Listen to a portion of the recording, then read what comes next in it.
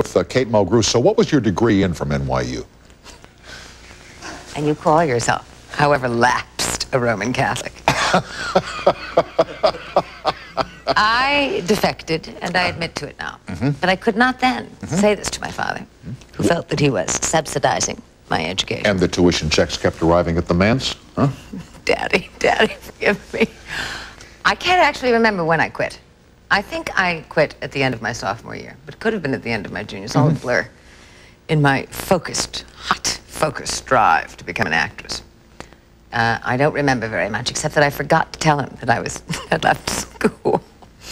So he found out years later. Why did you want to be an actress? What was it that did something happen to you in Dubuque that you said, you know, yes. this is what I want to do? Have you been to Dubuque? No, as a matter of fact, I was once. My dad was a traveling salesman, and in summertime, you know, he'd make these trips to sell stuff, and he would take me or my brother every now and again for a trip, and we spent one night in Dubuque, Iowa. And what are your memories? What are your memories, Tom? Tell me now. Why? Get this man something to drink. I went to a Catholic school. Of course, there's nothing else in Dubuque, Iowa, called Resurrection, which was dotted with nuns of the Presentation Order, as I recall, which is quite an extraordinary habit. And they were rather dour ladies. Most of them were probably farmers' daughters. Very serious, very simple. I'm sure very lovely of heart, but hard to crack. No laughs, no jokes, and not a lot of soul going on. Except for my 5th grade teacher, Sister Benedict, who said to me, "You write wonderful poetry. I encourage you to write. I think you'll have the gift." I said, "Well, I'm not so sure I've got the gift for poetry. I'm a little florid, it's a little over the top." She said, "Well, why don't we find out? Read some of your poetry. Recite your poetry. Do the school. All the nuns and all the kids." So I went home and I said to my mother, "God, you're not going to believe it. Sister Benedict," she said, you're not reading your own poetry. It's so horrible. Read The White Cliffs by Alice Duer Miller. It's a killer love poem, right? About the First World War, which I did. And I remember I finished it. And of course, I was quite nervous. This long poem. And I looked down and I saw an entire row of nuns in tears. I said, "That's it. This is for me." Make a nun cry? I mean, that's quite a moment. Make a nun cry? You got it made, huh? That's right. Yep. That's it. On my tombstone. She made the nuns cry. All right, now let's get to this episode here, which is coming up. Talk about Death Wish after this. Tell the people what we talk about when we're not on the air. No, you tell them. Computerized kitty litters, right? That's 3 hours. And now we just talked for 2 hours about sex and how men love sex. And how often we think about it. And I think about sex every second. And what did we say about how often women think about sex? How often do you think about sex? Well, I really do. I mean, it depends on your circumstances, doesn't it?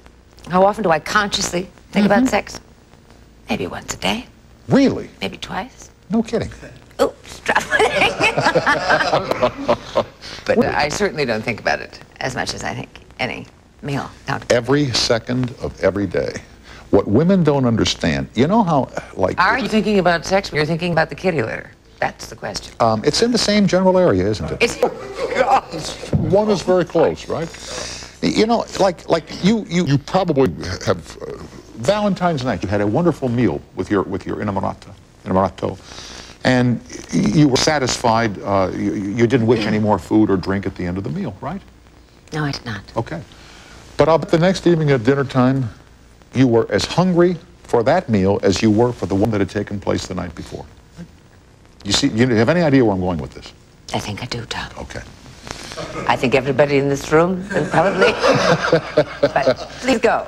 So you see, to a guy, like you can have the greatest sexual experience of your life on a Monday, and by Tuesday... You're bereft. Exactly. You got it. Can you understand that at all? I can understand it. But you're not bereft, are you? No, we are not. Well, why is that? I would say even slightly depressed. Anyway, on to Larry now in Hollywood, California, and I hope we get to this episode of immortality versus mortality. So because you're killing me off here tonight. Here's Larry in Hollywood, California. Hi, Larry. Welcome to the show. Good evening, Tom. Good evening, Kate. Good evening. Kate, I was a big fan of Ryan's Hope for 15 years from start to finish, and you were the best thing in it. Thank you very much. Excuse me? I said thank you very much. You're very welcome. What was the most difficult thing about doing a soap opera day after day, and when did you know it was time to leave? Bothering me again. I was only on that soap opera very briefly. Everybody thinks I was on for a long time, but it was actually only a year and a half, maybe 2. And there was nothing difficult about it. I found it to be quite easy work. In fact, if I were to say anything about it, not challenging enough. Really? Well, But this soap opera, Ryan's Hope, was written and created and produced by my dear friend Claire Labine, and I think it stood alone in its original flavor.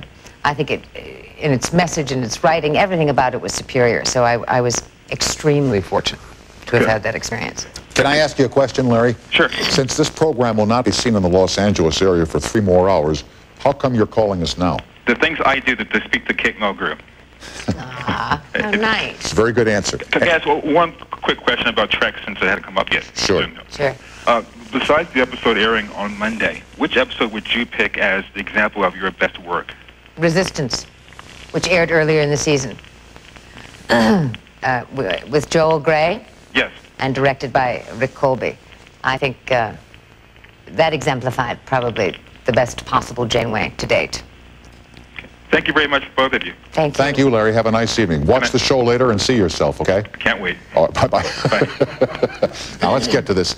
The dialogue as it takes place in this episode, mortality versus immortality, and the argument that has gone on through the centuries amongst men and women of intellect and not as to whether mortality is better than... Yeah, but you know that this is a real Q classic problem, I suspect. He is omnipotent, this character called Q. Q, right. Splendidly played by John Delancey, who is one of my best friends. So you can imagine what a gift this was. Mm-hmm.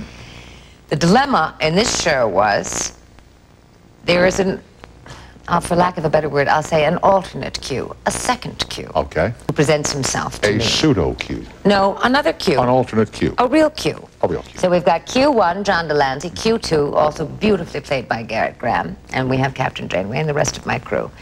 And the two Qs appear, and Q number 2, played by Garrett Graham, says, my problem is I don't want to be immortal. I want to be mortalized so that I may commit suicide. And I want you to have a hearing on the ship to decide whether this is a good thing or a bad thing. So that is the episode. Whether we should allow him to go back to the continuum, into an incarceration, which is what he considers immortality to be, or by allowing him to live. I know that what I'm really doing is, I suppose, advocating his own suicide. It's a real dilemma for Janeway. Compelling television on the air this coming Monday night. It is. It's great. Has there been any, you know, we've spent this whole evening talking about matters sexual. Has there been any sexual frivolity on the starship? Not a lot. And we're going to talk about sex in space now, aren't we? No, we aren't. You came up to me earlier. You said, did you?